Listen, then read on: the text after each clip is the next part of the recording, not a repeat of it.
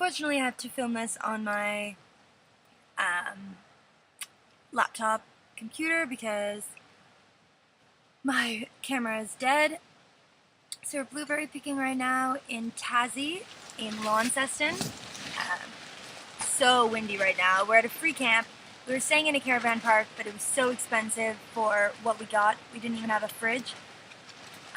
So we're, oh my god, the tent is like caving in. Stop. Anyway, yeah, so we didn't want to spend $12 a night, and we didn't even have a fridge. So we came to this free camp. There's a waterfall. We stayed here before. I wish you could see, like, I'm in the tentception, so this is the small tent, and then this is the, no, you can't see, the big tent. And we have no pegs right now because we lost them all in the last day and a half. I don't understand. But anyway, we have no pegs, and the tent is going crazy. So today, or this video, I wanted to talk about a topic that I get asked a lot from people, from friends, asking, you know, my advice about traveling, especially in Australia. And so this video is about should I backpack on a working holiday visa for a year in Australia. And so I'm going to lay out points that aren't talked about to backpackers a lot, or especially these weren't told to me before I came here. Not that you're expected to get like a welcome package, but these are points that I think are important to think about before you come to Australia. So, without further ado, so number one is probably the most important. There's a catch that ends up consuming a lot of time from backpackers that come to Australia. And that is, if you're under 31 and or under 30, and you do 88 days of working on a farm, or it's rural work. Up north you can do construction, but for the most part it's farm work. If you do 88 days, you can get a second year visa. It's not for free, but you can apply for a second year to use before you're 31. A lot of backpackers come here. They love it, you know, you have the beach, you have lots of things to see and things to do. Australia is a great country. But the thing is that there is so much confusion. There's just a gray bubble around farm work that nobody tells you about. So personally, I came here in November because I wanted to pick the cherries, and I knew that that's when the season was, and I wanted to come with a job. In Australia, almost everything is done through contractors, which is a pain in the ass. So basically you pay a contractor a fee when you first start up with them. Usually it's about $25. Yeah, the first contractor that I ever went with was $100, which I didn't know, but that's way too expensive.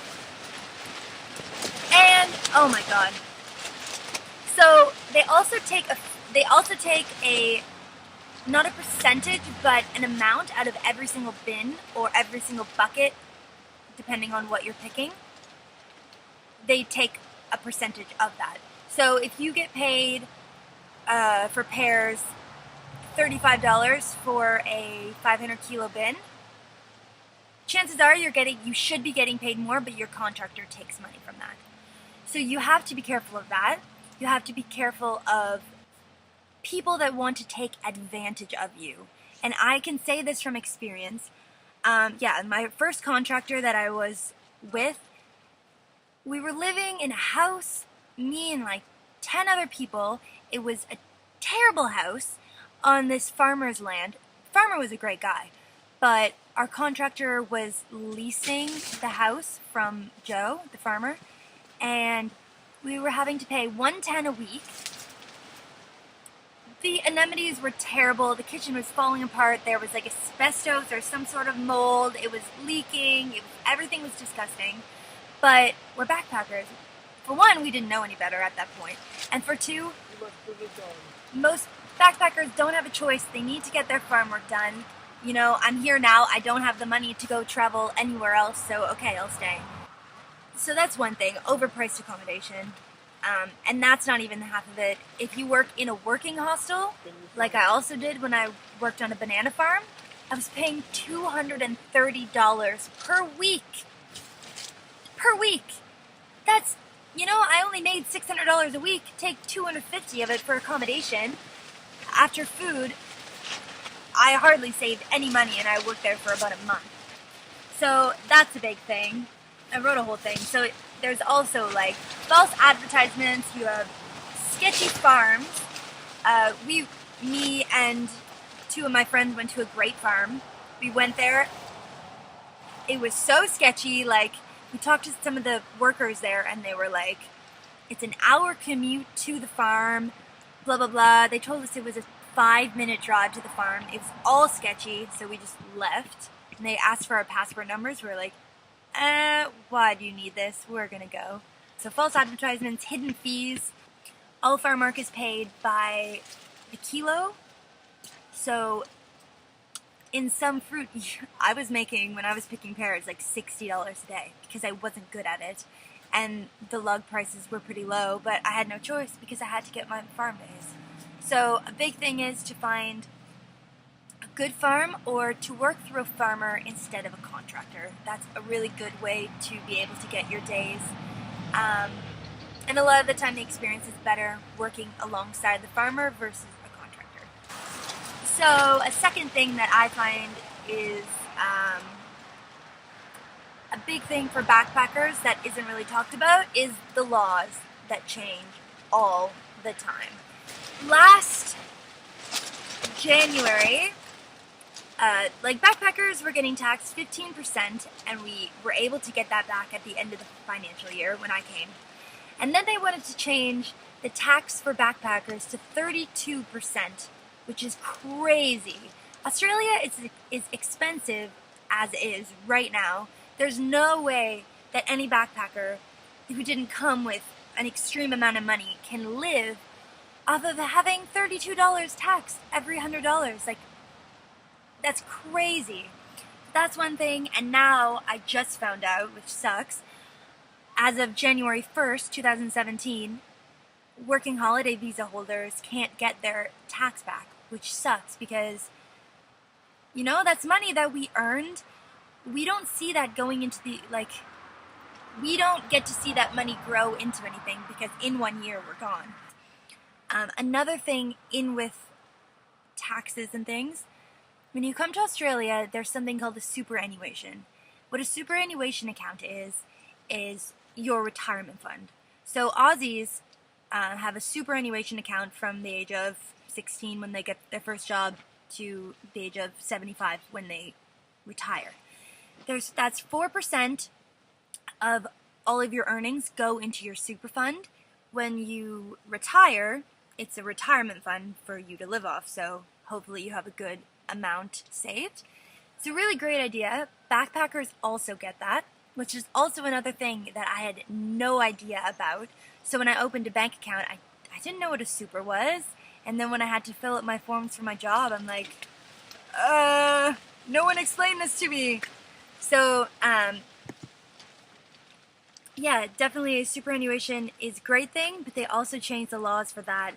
Initially, I guess we were only supposed to be able to take 5% of that, and now it's 95, and then it's 65.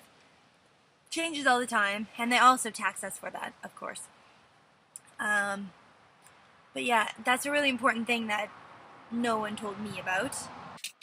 The third thing, which is really difficult, is to be able to work in Australia, you need a tax file number.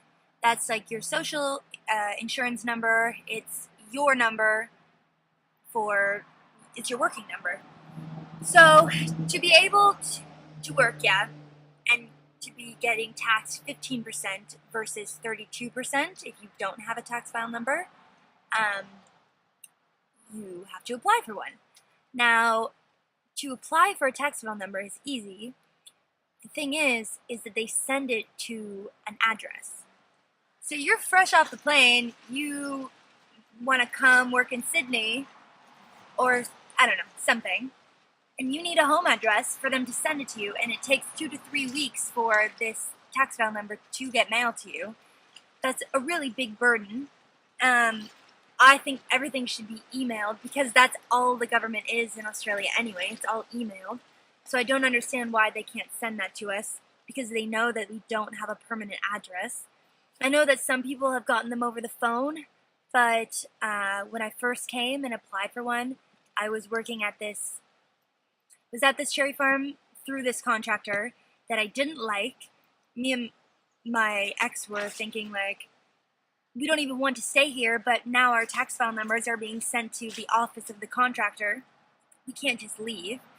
That was before we got onto a better farm, which I went back to again this year. But it's a little bit stressful because that's your identity. You need that number to work. So it would be best if it was all emailed, but it's not. And it's hard because if you're going to Sydney and you have to, stay at a hostel and get it sent to that hostel, but it's extremely expensive to just spend $250 a week on a hostel when you're just waiting for your number. So that's another thing that I think is a little bit difficult.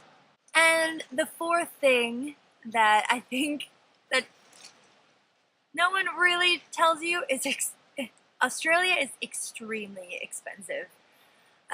Compared to Canada, I don't know how much because I forget how much things are in Canada now, but I know that it is a lot more expensive.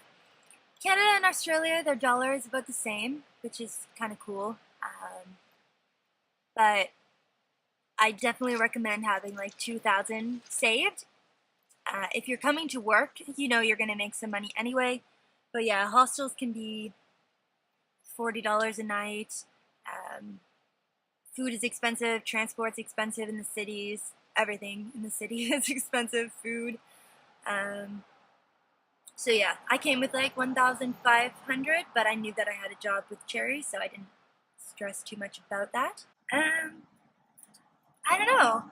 I guess a lot of the things you just learn as you go, but those are points that I think people should know, because even for farm work, it's a really cool experience, and I think people should do it to have your second year. But I know that it took me a lot longer than it should have to get my farm days, because I was just getting screwed over and hopping around a lot and spending more time and effort into getting these 3 months. It took me like 6 months in total to get these 88 days. I don't know. I think those are a few of the things that you should know. I think if you're thinking about doing a year or 6 months on a working holiday in Australia, you should do it because it's a really crazy experience. It's a really welcoming country. There's a lot of really nice people. I've only met nice people here. So yeah, I think that if you're thinking about it, you should do it. It's really not that hard. It's just a really long flight.